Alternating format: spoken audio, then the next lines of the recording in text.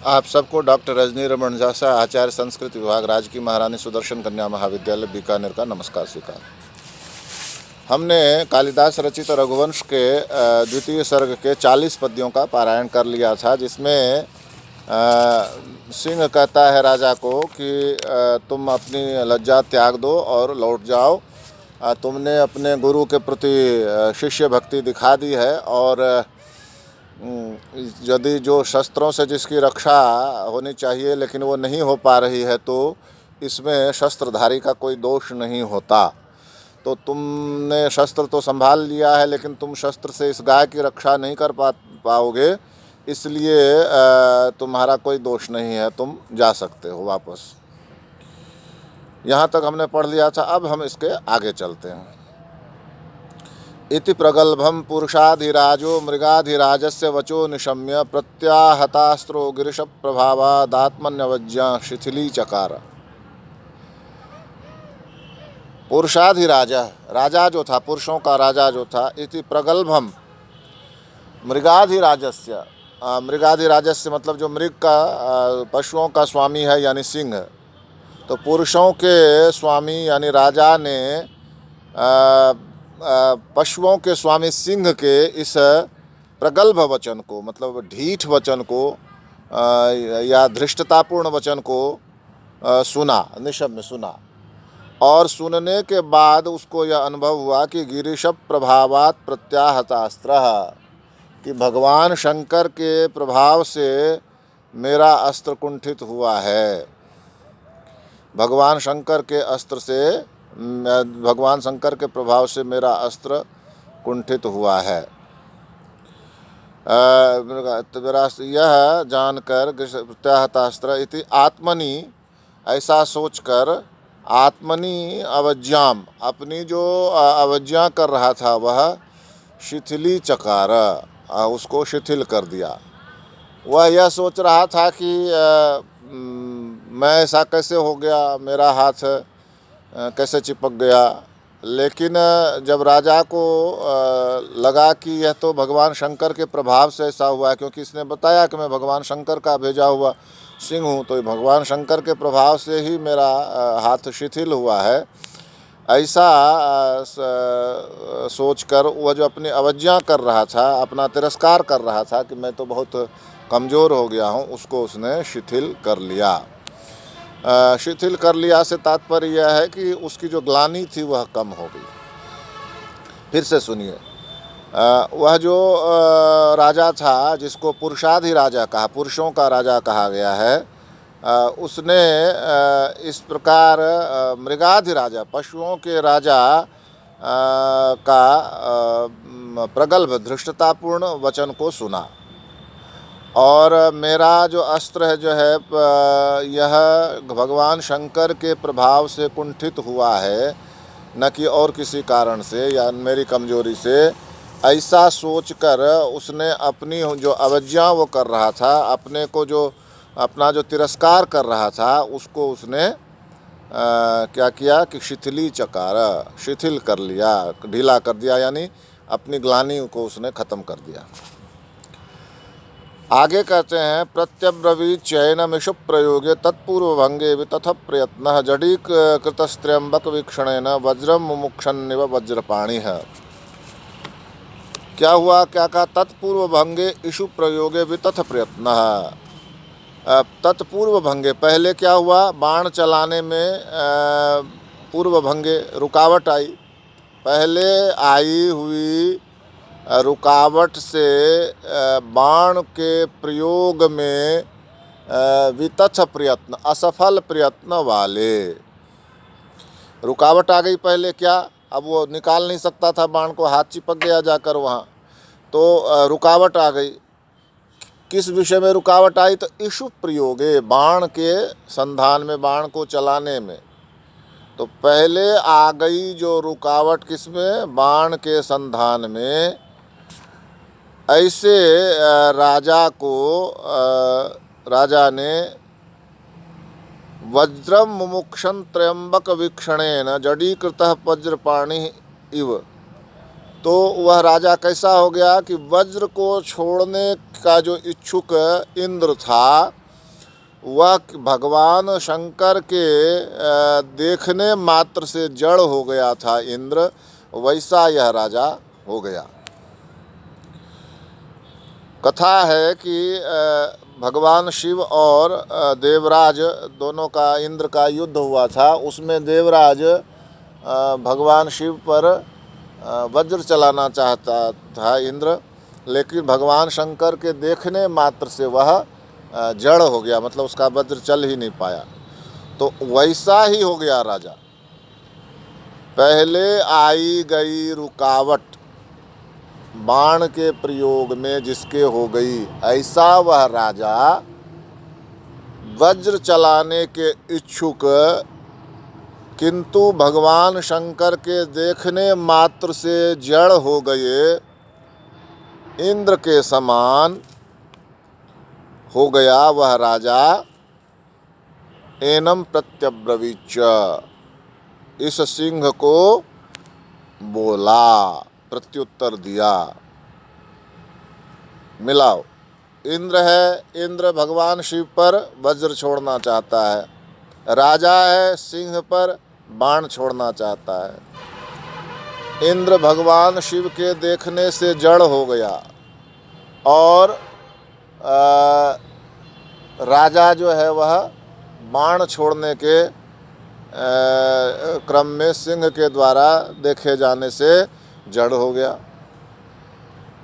तो सब मिल गया ना यहाँ। तो ऐसी स्थिति में राजा दिलीप ने सिंह को प्रत्युत्तर दिया। सिंह ने कहा ना कि तुम चले जाओ वापस। तब अब क्या कहते हैं, संरुद्ध चेष्टस्य मृगेंद्र कामम हास्यम वचस्तद्यदहम विवक्षुः अंतर्गतम प्राणभृताम ही वेद सर्वम भवान भावमतो विधास्ये। हे मृगेंद्र, हे सिंह, पशुओं के राजा, संरुद्ध चेष्टस्य, जिसकी चेष्टा रोक दी गई है, बांध दी गई है, संरुद्ध चेष्टस्य तद वचः, मेरा जो वचन है, मेरी जो वाणी है, कामम हास्यम, भले ही उपहास के योग्य हो, किंतु यद अहम विवक्षु हो, लेकिन मैं उस वाणी को, उस वचन को कहने का इच्छुक हूँ। क्या कहा कि मैं इस समय, मेरी चेष्टाएं रोक दी हैं तुमने, तो इस समय मैं जो भी बोलूँगा वीरतापूर्ण वचन, वो सब क्या होगा, हास्य के, उपहास का पात्र होगा। लेकिन फिर भी जो मैं कहना चाहता हूँ वह अभिधाष्य, वह कहूँगा। ही भवान प्राणभृताम अंतर्गतम सर्वम भावम वेद, अतः अभिधाष्य, चूँकि आप प्राणियों को, प्राणियों के मनों के, प्राणियों के अंतर्भाव को, मनों में उठने वाले भाव को जानते हैं, अतः अभिधाष्य, इसलिए कहूँगा। आप तो मन के अंतर्भाव को जानते ही हैं सबके, इसलिए मैं कह दूँगा, क्योंकि मुझे इससे आत्मसंतुष्टि मिलेगी। भवान प्राणभृताम अंतर्गतम सर्वम भावम वेद, आप प्राणियों के अंतर्गत सभी विचारों को जानते हैं, भावों को जानते हैं। अतः अभिधाष्य, यहीं से मैं अपनी बात कहता हूँ। अतः अभिधाष्य के दो अर्थ होते हैं कि एक तो ये है कि आप प्राणियों के मन की सारी बातें जानते हैं, तो मैं अपने आत्मसंतोष के लिए कहूँगा, अतः अभिधाष्य। और दूसरा यह भी हो सकता है कि आप प्राणियों के मन की सभी बात को जानते हैं, इसलिए भी मैं कह रहा हूँ कि आप मिला लीजिए उन बातों को, मैं जो कह रहा हूँ और आप जो मेरे मन के अंतर्भाव को समझते हैं, तो उसमें कोई अंतर है क्या, यही वास्तव में इसका भाव है। अन्यथा तो यदि आप सबके मन के भाव को समझते ही है, ऐसा कह के राजा चुप हो जाता तो सिंह भगवान शंकर के द्वारा भेजा हुआ होने के कारण से राजा के मन की बात तो समझ जाता, लेकिन राजा क्या करेगा क्या बोलेगा यह तो तय नहीं था। मन के भाव कुछ और होते हैं और वाणी कुछ और निकलती है, तो दोनों में एक रूपता नहीं होती। तो इसीलिए राजा यह कह रहा है कि जो मेरे मन का भाव है उसको तो आप जानते ही हैं, तो भी मैं इसलिए कह रहा हूँ कि आप ये देख लीजिए कि जो मैं सोच रहा हूँ वही बोल रहा हूँ या नहीं बोल रहा हूँ। यही अर्थ है इसका। तब वो कहता है राजा आगे मान्य समे स्थावर जंगमानाम सर्गस्थिति प्रत्यवहार हेतु गुरोरपीदम धनमाहिताग्नेर नश्यतु पुरस्तादनुपेक्षणीयम। स्थावर जंगमानाम सर्ग स्थिति प्रत्यवहार हेतु स में मान्य। भगवान शंकर जो हैं वे स्थावर जंगम, स्थावर कहते हैं जो स्थिर है, पेड़ जैसे है, टेबल है, कुर्सी है, ये सब स्थावर हैं जो स्थिर है। और जंगम कहते हैं जो चलते हैं, जैसे पशु पक्षी हैं, हम हैं तो हम जंगम हैं। तो स्थावर और जंगम, चर और अचर, अचर और चर दोनों के आप स्वामी हैं। स्थावर जंगमानाम सर्ग उनकी उत्पत्ति, उनकी स्थिति और उनके विनाश के कारण सब भगवान शिव हैं। उनकी स्थावर जंगम की उत्पत्ति भगवान शिव के कारण, उनका पालन भगवान शिव के कारण और उनका नाश भगवान शिव के कारण, सब के कारण है वो। तो सब में मान्य है, वह मेरे भी आदरणीय है, मेरे भी मान्य है, मेरे भी पूजनीय है भगवान शंकर। किंतु पुरस्तात नश्यत इदम आहिताग्नेह गुरो धनम अपि अनुपेक्षणीयम। लेकिन आहिताग्नेह, आहिताग्नेह मतलब यज्ञ करने वाले, यज्ञ करने वाले, अग्निहोत्र करने वाले मेरे इस गुरु की गाय जो है, जो उनका धन है, गुरु का, मेरे गुरु का धन ये गाय ही है। तो इस गाय को सामने, मैं अपने सामने मरती हुई जो देख रहा हूँ, इसकी भी उपेक्षा नहीं कर सकता। स्थावर जंगम चर अचर के स्वामी भगवान शिव हैं, वे मेरे भी पूजनीय हैं। तथापि मेरे गुरु की यह गाय जो उनका धन है, वह मेरे सामने ही नष्ट हो रही है, ख़त्म हो रही है, मर रही है, इसकी भी उपेक्षा मैं नहीं कर सकता, यानी मुझे इस पर भी ध्यान देना पड़ेगा। तब आगे कहते हैं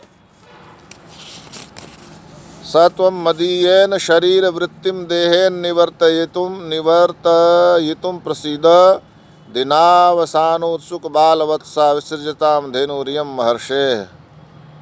अब वो आगे कहते हैं राजा, सत्वम ऐसे तुम मदीयेन देहन, मेरे शरीर से, शरीर वृत्तिम निवर्तयितुम प्रसीद, मेरे शरीर से अपने शरीर की वृत्ति को पूर्ण कर सकते हैं, पूर्ण करने के लिए प्रसन्न हो जाओ। मतलब मेरे शरीर का जो मांस है उसको खाकर आप अपने शरीर की जो वृत्ति है, आपकी जो आजीविका है, जीविका है, भोजन है, उसको आप पूरा करने के लिए प्रसन्न हो जाइए।